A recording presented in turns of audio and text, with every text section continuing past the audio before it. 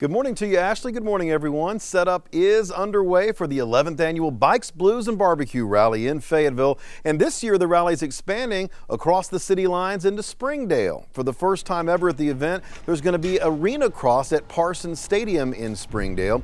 It's going to be a professional and amateur dirt bike competition. There's also going to be a high wire motorcycle thrill show at the Washington County Fairgrounds. There's also going to be a kids zone at Baum Stadium. About 400,000 bikers attended last year's rally. They're expecting more this year. The hotels are packed with all the Bikes, Blues, and Barbecue folks in town, but this year bikers have a few other options when it comes to finding a place to lay down at night. Many bikers are using the rally's official campsite at the Washington County Fairgrounds, but that reached capacity about a month ago. So they've had to open up extra campsites around the area, and some people are even renting out their homes and condominiums. This lady we spoke with said one of her friends did it last year and she figured she could do it as well. I was going to stay in my room. I work full-time during the week, so they would have their own bedrooms themselves. They can use, the kitchen, the laundry, whatever they want to use. Pretty open and just available. Bikes, Blues, and Barbecue officially kicks off tomorrow and runs through Saturday.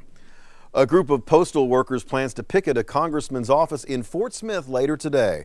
Our partners over at thecitywire.com report that some off-duty postal workers will gather outside Congressman Steve Womack's office in Fort Smith today from 4 to 5:30 to protest the Postal Service's plan to move mail processing from the River Valley in Fayetteville all the way down to Little Rock. Organizers say they're not challenging Womack's position, as Womack is seen as a supporter to keep the processing operations in our area.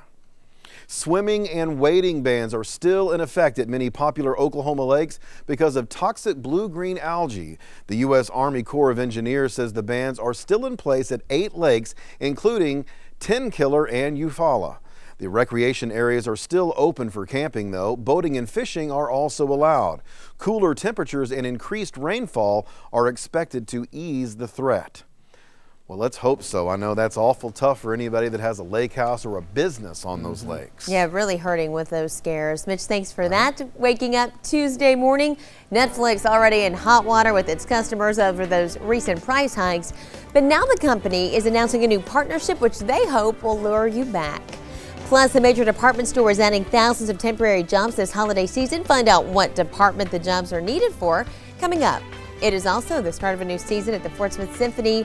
We sit down with the music director to learn more about the first concert up next. And it's going to be a little bit warmer today. A hot midweek coming up with highs approaching the 90s in some spots. But a Thursday cold front ends all this heat very quickly. We'll talk about some big changes coming up for the weekend next. You're watching 5 News with Ashley Beth, Mitch Roberts, and weather with meteorologist Jason Adams.